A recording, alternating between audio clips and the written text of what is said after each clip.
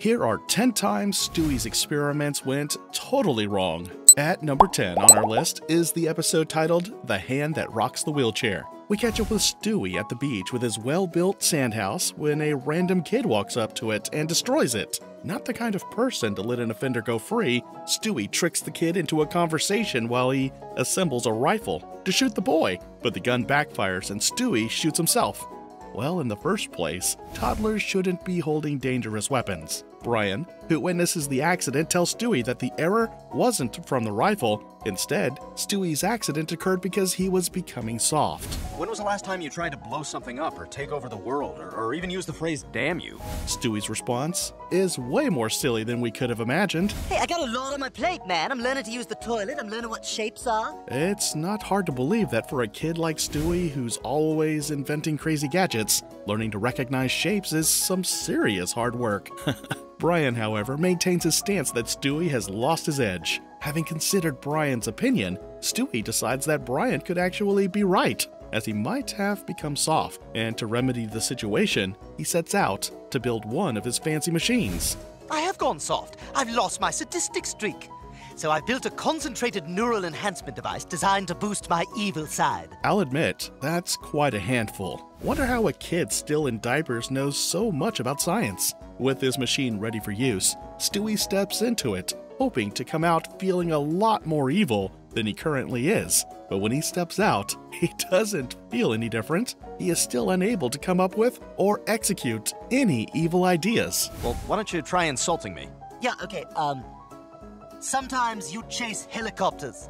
That's kind of lame. Comments Stewie. Is that the best you could come up with? Thinking that the machine failed to work, they both head to the garage in search of more tools, when an evil clone of Stewie materializes and walks out of the machine. So, Brian is seated alone in the living room watching TV when evil Stewie walks straight to him and, without saying a word, puts the batteries to the remote control in his mouth and chokes him. To be fair to Brian, evil Stewie looks exactly like the real person, except for a slight change in his clothes. With Brian almost choking to death, the real Stewie walks in, but Brian is too scared to take chances. He tries to keep as much distance as he can from Stewie. You just stay away from me, you psychopath! Hey, ow! As both of them try to figure out what's going on, evil Stewie walks in. Oh my god. Good lord! Stewie tries to be friends with evil Stewie, but the clone is having none of it, as he quickly turns the living room into a gory scene. He assaults Stewie, cuts off Brian's tongue, and then disgustingly feeds it to Stewie. That's not all. The bloodbath continues as evil Stewie goes into the middle of the road and kills a random woman who mistakes him for a baby before stealing her car. Now, with a common enemy, Brian and Stewie set out to find and stop evil Stewie, who was on a rampage. Not the type to take responsibility for his wrongdoing, Stewie blames Brian for the existence of his evil clone. You know, this really is all your fault. If you hadn't told me I was going soft, I wouldn't have created evil Stewie, he wouldn't have escaped, and we wouldn't be trying to track down a murderer. Well, I was expecting a kid to take responsibility. They eventually come up with a plan to lure evil Stewie out. The plan? To tie Brian to a pole in the middle of the park and have him call out to the evil clone, and when the clone falls for the deception, Stewie jumps in from behind to destroy him. Evil Stewie? Wherever you are, if you can hear me, I'm completely defenseless right now. The first phase of the plan works, but both Stewies are evenly matched, so things don't go as smoothly as they expected. Their scrappy toddler battle ends up with both of them in their diapers. Brian gets hold of the gun that falls off evil Stewie's hands, but he is unable to tell who is who. He, however, plays smart, using a riddle only good Stewie would know the answer to. All right, there's only one way to settle this. Look at your feet. Why? They're just feet. What are they doing down there? They're like leg hands! Smart move, Brian. At number 9 is episode Back to the Pilot, which takes us back to the very first Family Guy episode. So, Stewie is watching TV when Brian walks in to show him a tennis ball he found in the yard. Well, to you it might just be a tennis ball, but to a dog, that's a big deal. Don't tell the other dogs in the neighborhood. They'll be jealous. You son of a bitch. Brian tells Stewie that this particular ball isn't all that special because there's another ball that he peed on before burying it in the yard years ago. But now he has forgotten the exact place he buried it. Stewie, who is willing to help Brian, asks the dog if he can recall the exact date where he buried the ball. I remember the exact day, January 31st, 1999. Didn't know dogs had such an impressive memory. Now aware of the date, Stewie decides that the best way to help Brian is for both of them to time travel back to the day Brian buried the ball. After a rather prolonged light flashing, they find themselves in the past. Excited to be back, Stewie and Brian take out time to spy at the younger versions of themselves through the window. Brian then rushes over to the spot where he buried the ball, but Stewie stops him from picking it up. Brian, there's one rule of time travel, and that is, do not alter the past in any way or the consequences could be dire. Can't believe I'm taking notes from a toddler in diapers. According to Stewie, the plan is to mark the exact spot where he buried the ball, so that when they get back to the future, they can go dig up the ball. So it's time to travel back to the future, and Brian suddenly needs to use the toilet. That's a bit suspicious, but let's move on. While waiting in his room for Brian to ease himself, alternate Stewie walks into the room, and Stewie quickly hides under the bed, while Brian finds himself hanging on the window. Unable to maintain quiet, Stewie sneezes and his younger self finds him under the bed. Who the deuce are you? Well, I'm you. You look like me, but that's utterly impossible. Guess young Stewie was yet to start messing with time travel. To prove that he is indeed from the future, Stewie shares some secrets with young Stewie only he should know about. Meanwhile, Brian, who is struggling to hold on to the window, falls down and lands on top of Peter's car, which was reversing from the garage. Stewie tracks Brian down and they attempt to travel back to the future, but the machine malfunctions. For some reason, the time machine didn't take us back to the present. We're still in 1999. Trying to figure out what went wrong, Stewie discovers that the return pad was low on battery, and unfortunately for them, he didn't travel with any money. But cash would be the least of their worries, as the Peter from the past rains down cash from the sky. You have pockets? Are you putting that in pockets? That's so cute. Well, the fact that Brian is a speaking dog isn't the only strange thing about him. He keeps pulling up surprises. They quickly grab as much money as they can before hurriedly teleporting after being chased by Peter's blimp. Yet to fix their battery problems, they once again end up in an unplanned location. This time, the entire family is in court with Peter on trial for welfare fraud. They finally get their much-needed batteries and travel back to the present, where Lois informs them that Brian is about to be made a national hero with a statue to be unveiled in his honor. Stewie finds out that Brian told his younger self about 9/11, and the young dog prevented the attack. Brian, you shouldn't have done that. Who knows what unforeseen consequences are awaiting us? Saddam Hussein could be president. Mexico could be the world's dominant superpower. Cookie Monster could have invented Facebook. I don't think that Cookie Monster inventing Facebook is really such a bad thing. Plus, Brian could have thought preventing 9/11 was a great service to humanity, although part of the reason he did it was to be famous.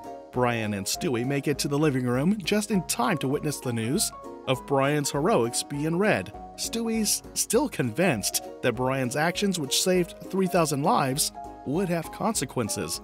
And as predicted, the next item on the news confirms his fear. 9 southern states have declared that they are seceding from the United States. The announcement came from former President George W. Bush. Turns out Stewie was right all along. Thanks to Brian's needless heroism, the United States ends up in civil war. See, Brian? This is exactly what I was talking about. Brian tries to justify his actions by predicting that 5 years from now, the world will be a much better place, thanks to what he did.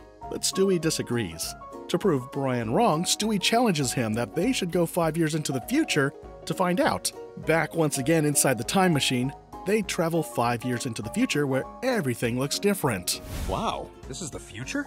Everything looks slicker. All thanks to better animation. And just like Stewie predicted, things had become worse. Brian, you might want to look outside. Oh my god! Seeing the devastating consequences of Brian's actions, they decide to travel back to the past to undo everything. The plan is to warn Brian from the future not to tell young Brian about 9/11. I know it's all very confusing and makes no real sense. My God, Brian, what the hell? We've been here 2 minutes and already you've destroyed America.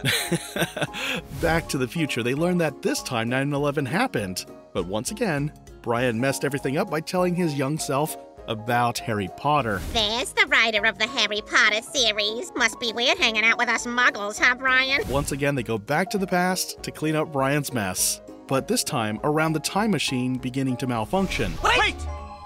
Who the We're from the future. So are we. We're from the further future. We came to stop you. Why? What they did actually turns out to be damage-free. It's what you're about to do, stopping them, that causes utter bedlam. Well, in a scene of pure madness, more and more versions of Brian and Stewie continue to arrive, until there are so many Brians and Stewies they could fill up a stadium.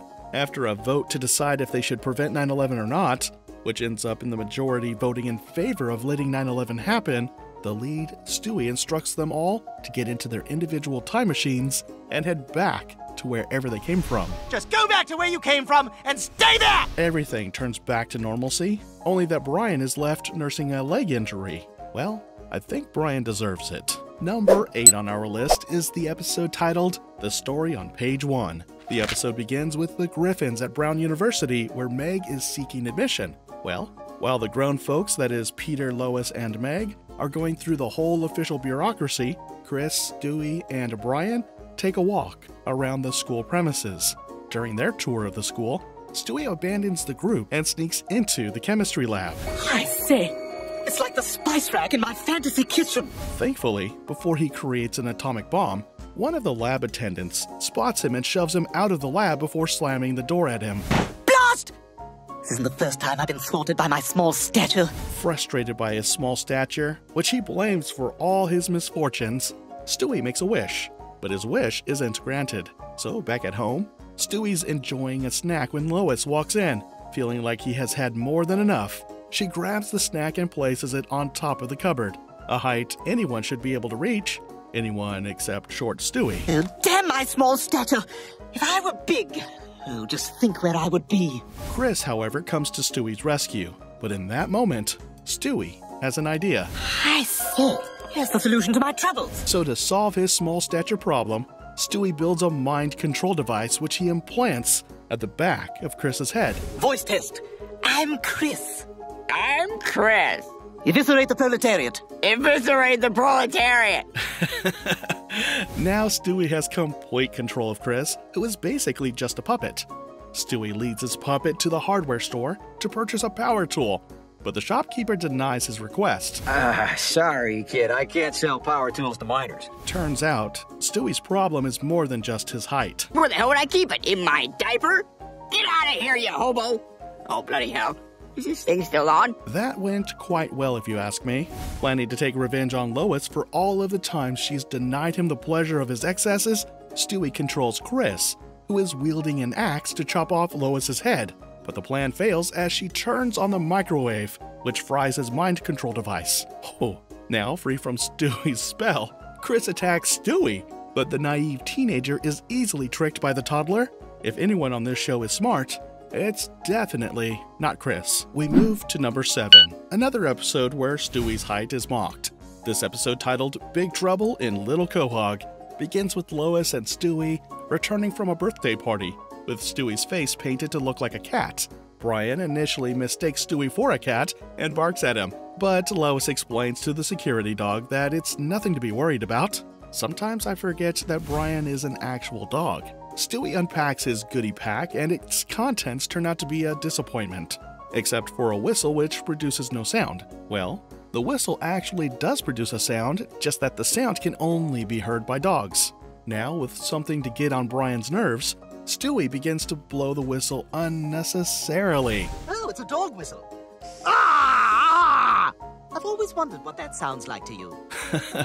Irritated by the noise, Brian snatches the whistle and places it on top of a stool, too high for Stewie's hands.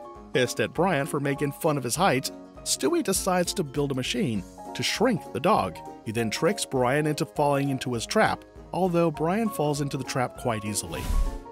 Well, hello there, little guy. With Brian now the size of a bug, Stewie looks like a giant standing next to him. Hey, Brian, you seem to enjoy belittling me, so I decided to belittle you. Brian apologizes to Stewie and he decides to switch Brian back to his original size. But while Stewie is busy setting up his machine, a rat crawls into the room, grabs Brian, and runs straight into its hole. To save Brian, Stewie shrinks himself and rushes into the hole before stabbing the rat with a pencil. I'll have what she's having. Stewie is one scary villain when he chooses to. Unfortunately for them, Lois, who is unaware that Brian and Stewie are now extremely tiny, comes in to vacuum clean the room. And when they return, the machine sucks both of them like dirt. With Lois done cleaning, they end up in the trash can outside the house. We've got to get down from here. After a brief adventure that involves climbing out from Cleveland's phlegm, they find their way back to Stewie's room, hoping to go back to their original sizes. But Brian, for the first time in years, adheres to Stewie's instructions accurately, and they end up in a bigger mess. Wait, did you hit the tiny button or the button that says tiny? Thanks to Brian's obedience, they shrink further down until they are almost invisible. To make things a whole lot worse, Lois invites an exterminator to come kill the rat in the house. She's unaware that Stewie and Brian are now the size of a bug and could even get killed in the process. Crap, what the hell were those things? Dust mites. One of the most dominant species of the micro world. Their adventure as bugs is both exciting and scary as they become part of an ecosystem where they could easily get eaten alive. As bugs, they make friends with a water bear known as Vernon, who introduces them to other water bears. I can't believe there's this whole universe hidden here in your rug, where everyone speaks English. Right? Yeah, Brian, I thought that was strange too. Stewie asks the water bear for help and they agree to help in exchange for water. With the help of the water bears, they make it to Brian's laptop being chased by dust mites. So, Stewie smartly restores them back to their original size, but the danger is far from averted as the two dust mites become giants. Stewie, you're a genius! No! The resulting scene is a high-speed chase as they try to escape from the giant bugs and make it out of the house before all the poisonous gas bombs planted by the exterminator blow up. Thanks to the quick intervention of tiny Tom Cruise, who has a weird crush on Stewie, they both make it out of the house in time. At number 6, we have Mind Over Murder. While doing the dishes, Lois fantasizes about being a famous performer, enjoying the applause of a satisfied audience. But Stewie interrupts her daydream, complaining that he is in terrible pain. You're just teething, Stewie. It's a normal part of a baby's life. Well, Stewie isn't a normal baby. He is more of a perverted adult trapped in a baby's body as a result of the pain. Stewie is in such a bad mood that not even Lois singing, which is actually kind of good, could put him to bed or calm his nerves. But seriously, even when he isn't in any kind of pain, Stewie is always in a bad mood. While in Lois's arms, Stewie has a great idea to alleviate his pain. Of course! I'll simply build a machine that can move time. I shall call it a time machine. Brilliant idea, Stewie. How come nobody thought to name a time machine a time machine? Meanwhile, Peter is placed on house arrest, and since he can go no longer to the bar to drink with his friends, he decides to build himself a bar in his house, so he and his friends can continue on their drinking spree.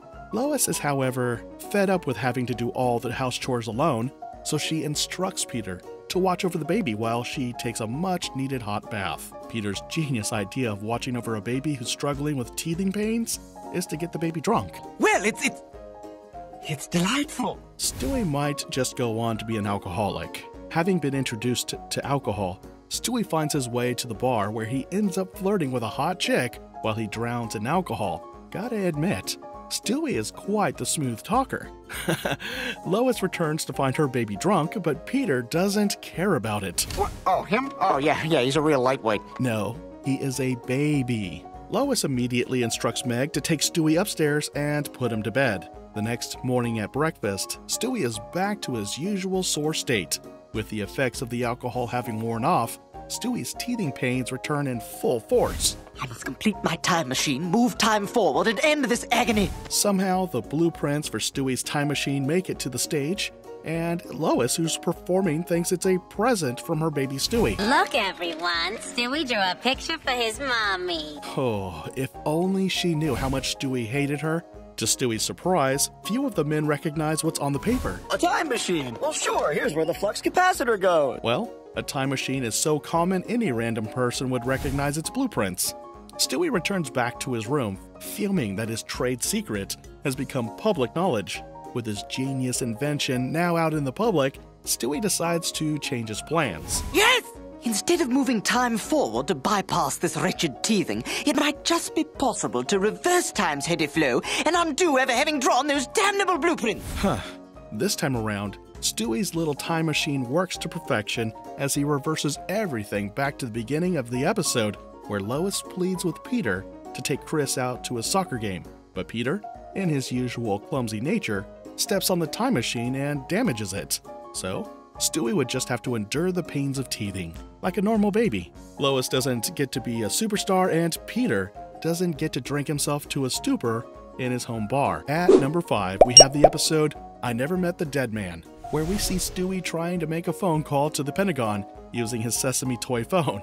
But when the toy phone fails to deliver his message, Stewie destroys it completely. Can I count to 3? For God's sake, I'm already shooting at a 5th grade level.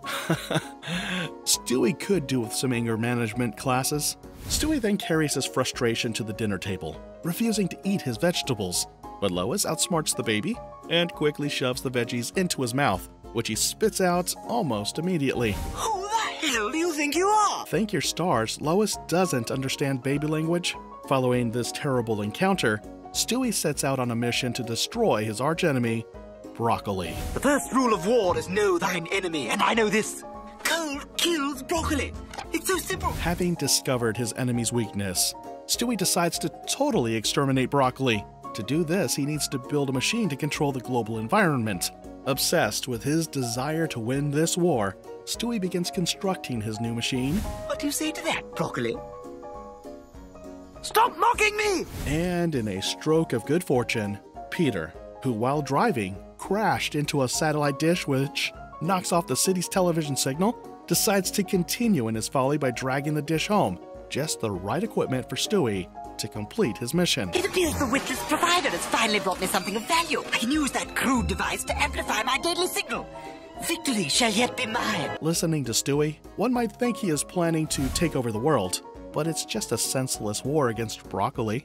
Stewie finally completes the construction of his device, which to me doesn't look like much, but as he prepares to test it, Peter grabs him on the way out as the family sets out to spend some time together, since television was no longer functioning. When television is finally restored, Stewie finally goes on to test his machine. Thank God, their puerile minds are once again distracted by that flickering box. Time to be bad. Following through with his promise to destroy broccoli, Stewie launches his machine. Surprisingly, an unexpected storm engulfs the city of Quahog. The storm is so intense that Meg, who was taking driving lessons under Lois's supervision, runs into Peter. Peter ends up in the hospital, and Stewie fails in his plan to destroy broccoli after his weather machine gets struck by lightning. Safe to say that broccoli wins. At number 4 is the episode titled A Mission Impossible, which begins with Stewie opening the refrigerator in search of a quick snack before joining Lois in her room. Knowing Stewie, that's kind of odd. Lois then receives a phone call informing her that her pregnant sister's husband just walked away from her a few days before her expected delivery date. Since delivery is in the coming days, Lois and Peter, who volunteered to accompany her, need to travel. Glenn, we have a family emergency. We really need you to take the kids for just a couple days. We all know that Glenn isn't exactly a responsible person, so it's no surprise when he throws one of his sexually tense parties. Is Mr. Quagmire babysitting all these people too? While Meg and Chris are confused as to what's happening, Stewie is making the most of the opportunity with his baby-sized grand piano. Ooh, I'm hungry for you, baby. Come on, walk with me, talk with me. Should we call him the ladies' man or ladies' baby? Can't decide which. After Peter successfully delivers Carol's baby, he and Lois rekindle their romance. This new lovey-dovey moment ends with them deciding to have another baby. Oh, Peter, I think it's a wonderful idea. On returning back home, they dig out their old baby items as they fantasize about the arrival of a new Griffin. Ah, baby books. Nostalgic for the days of chafed nipples and episiotomies. Well, whatever that means. Lois breaks the news to Stewie, but Stewie isn't exactly excited by the news of another baby. Instead, he sees it as a competition, a replacement, and not just another sibling. Another baby? But I'm the baby. Why the deuce would they want to replace me? Consumed by jealousy, Stewie decides that he is going to do anything possible to stop Lois from having a baby. As God is my witness, from this day forward, Peter and Lois shall not conceive. That sounds kinda scary. So Peter and Lois try to get intimate, which forces Brian to change rooms. Thanks to Brian's relocation, Stewie learns of their plans and rushes off to mess the whole thing up. Peter, for God's sake, Stewie's right here. Knowing that he might not always be this lucky, Stewie changes his strategy. He puts red lipstick stains on Peter's shirt, hoping to make Lois suspect that Peter is cheating on her. Such a mischievous toddler. When his color-stained prank fails, Stewie initiates Phase 2 of his Lois and Peter shall not be intimate plan. Well, Phase 2 is to build a robot that looks exactly like Peter, knock out the real Peter, and only say vile things to Lois. The plan ultimately fails as Peter recovers and throws Stewie's robot through the window. But Lois is fed up with all the drama and suspicious coincidences. I've had it with these interruptions. All we want is a little time alone. The couple finally gets some alone time, but Stewie isn't done with them yet. His next plan is to launch a shrinkable device to go into Peter's body and destroy his sperm cells.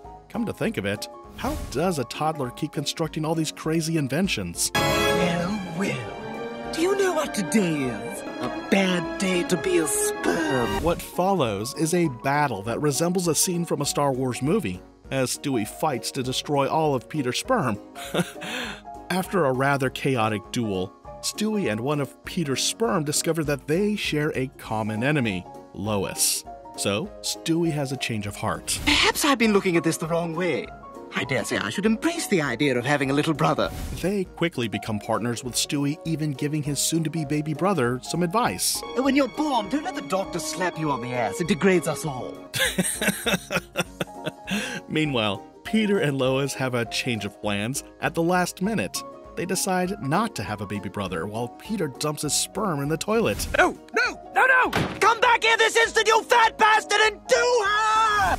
Such foul words from a baby, when babies his age are clueless as to where babies come from. Our number 3 episode is titled The Courtship of Stewie's Father. So Stewie walks in on Brian watching TV and orders the dog to take him to the park simply because he is bored. Brian ignores Stewie's request, which sends him running to his mommy like a crybaby. With Lois paying no attention to his whinings, Stewie grabs her feet, which trips her over. Ow! Stewie, that's not nice. Don't grab Mommy's pants like that. You could really hurt her. Like so many times before, Stewie blames Lois for his misfortunes, including boredom. So he begins to scheme on how to get rid of her. With Lois out of the way, I could finally focus on my life's ambition of taking pictures of Madison County. What an ambitious toddler. To destroy Lois while she's doing the laundry, Stewie attacks her with a drilling machine.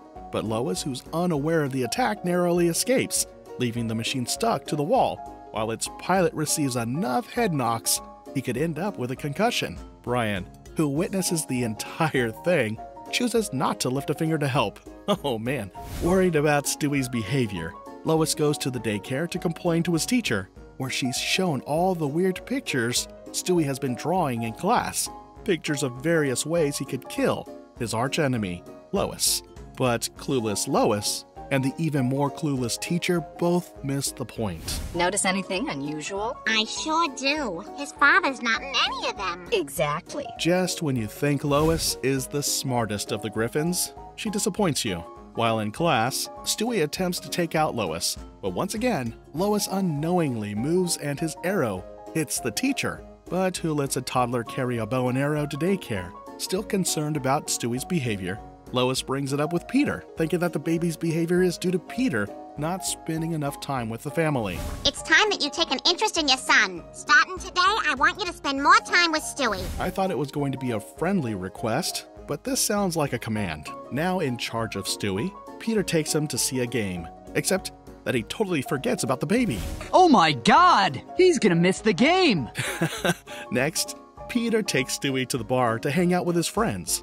But since it's mostly adult conversations with his pervert friends, Peter closes Stewie's ears while Quagmire spews out all his trash. Back at home, Lois scolds Peter for taking Stewie to adult places. You can't just take him places you want to go. He's a baby. If only she knew how naughty her baby really is. Lois then asks Peter to help her with a box of rice, and clumsy Peter drops it on her head. When Stewie starts laughing, Peter turns it into a game of dropping things on Lois's head to entertain the baby. Now that they both have something in common, Peter makes it a point of duty to embarrass Lois in front of Stewie at every opportunity, He even goes to the extreme by locking her inside the boot of her car and drowning the car. Jeez, I hope she can get out. No, I'm sure she'll be fine. My take, Peter needs a psychiatric evaluation. With Lois no longer around, Peter dresses Stewie in matching outfits while they continue goofing around. Lois returns to the house all wet and angry, scolding Peter for his bad behavior before sending Stewie to his room. Stewie is, however, disappointed that Peter doesn't stand up on his behalf. Kid, Peter can't even defend himself when Lois is pissed. Stewie is so mad that he burns all their pictures together and his ridiculous costume. Brian, I feel awful. Stewie and I were getting along so good, and now he hates me. Peter follows Brian to restore their broken relationship by taking Stewie to Disneyland. In Disneyland, Peter loses sight of Stewie, who gets apprehended by the security guards and forced to sing alongside other slave children. Stewie's voice isn't that bad. Fortunately for Stewie, Peter rescues him and frees the other kids from bondage. But their Disneyland adventure is far from over as the guards chase after Peter. Eventually, they escape, and in a moment of true father and son bonding, they share a hug. At number 2 is the episode titled Guy Robot. It begins with all the male Griffins, that is Peter, Chris, Brian, and Stewie, watching a TV show only Peter finds hilarious. Peter and Chris exit the living room, leaving only Brian and Stewie, with Brian ranting about how stand-up comedy has lost its charm. Why waste your time with stand-up, Grandpa? All the best comedy is on Twitter now. Stewie then reads out a few jokes from his Twitter feed, which has 10,000 followers, but Brian is uninterested in social media, preferring stand-up. To prove just how amazing stand-up comedy is, Brian goes to the local comedy club to perform, but when what he considers good jokes fail to impress the crowd, he quickly switches to reading Stewie's jokes, which does the magic. Brian's performance is so good that they request that he returns to perform the next day. Hey, so how'd it go last night? Well, let's just say I got asked to come back tonight. Still telling Stewie's jokes, Brian's performance turns out to be a blast, but unknown to him, Stewie was a part of the audience. You bloody thief! Every joke you told up there was stolen from me! The next morning, Brian attempts to mend their broken relationship, only to find out that Stewie now has a new friend, Lyle. He's a human mind model adaptive supercomputer. Whatever that means. Lyle shows off his skills by hacking into Brian's phone to show Stewie just how desperate the dog is to make friends. For the next couple of days, Stewie and Lyle become an inseparable pair, until one morning, Stewie walks in on a surprise. Hello, Stewie. I've built a few friends for myself. You have? I'm sorry, but I've outpaced your intelligence. Well, if you don't get what's going on, Stewie has just been dumped by his robot, leaving him lonely as Brian. Stewie, I'm afraid I no longer have time for a friend of your simple ways. I must ask you to leave. That should make it even clearer. Stewie is so desperate to be a part of the crew that he would do anything, including drinking a full bottle of blue cheese salad dressing. But that's not all. How about you throw it all up back into the bottle, but don't spill a drop? I don't think Lyle has any plans to integrate Stewie back into the crew of smart people. Feeling sad and lonely, Stewie hides himself inside the toilet where Brian finds him and apologizes for stealing his jokes. After reconciling, Brian hands Stewie a rather interesting proposal. What do you say you and we take these robots out? As promised, Brian helps Stewie destroy his team of entitled robots. Number 1 on our list is the episode Brian Does Hollywood, which begins with Lois bathing Stewie in the kitchen sink when she gets distracted talking to Peter about Brian, who's relocated to California to chase Hollywood superstardom. Ah, easy! Massage the scalp! You're washing a baby's hair, not scrubbing vomit off your Christmas dress, you holiday drunk! Nah, she just thinks you're one of the dishes. So the whole family is seated together watching a kids show titled Kids Say the Darndest Things, when out of the blue, Chris suggests that Stewie would be a good fit for the show. Meg agrees to the idea, especially because of its extra benefits. Yeah, we can get a free trip to LA and see Brian. With Brian no longer in the house, we see Stewie battle boredom, spending most of the day alone, talking to his long-abandoned toys. Oh God, look at me having sex with a pig. I've become my father. This shows just how important Brian is to the family. While Stewie's playing with his toys, Lois walks into the room excited about her baby appearing on national TV. She then gets busy picking the best outfit for the grand occasion, but Stewie has other plans. Well, that could be the ideal place to unleash my mass hypnosis device on the unsuspecting public. Stewie impresses at the auditions and gets picked to appear in the main show. This also means the family gets to travel to California and see Brian, who claims to be a movie director, except he leaves out the part where he only directs adult movies. All through the flight, Stewie is a nuisance, acting as though he has never been on a plane before. So, his TV appearance doesn't go exactly as he expected it to go, simply because the host makes it all about himself, rather than give Stewie the chance to share some of the spotlight. I was under the impression the name of the show was Kids Say the Darndest Things, not Old Black Comedians Never Shut the Hell Up. Sick of it all, Stewie unleashes his hypnosis device. But before it starts functioning, the host yanks it off his face and puts it on. I'm gonna sit here and enjoy it. And I like pudding. And Ghost Dad was the best movie I've seen since Leonard Part 6. Well, Stewie's device works, only that he is the one under the spell. That's it for today, folks. If you enjoyed the video, kindly like and subscribe to our channel for more. See you again soon.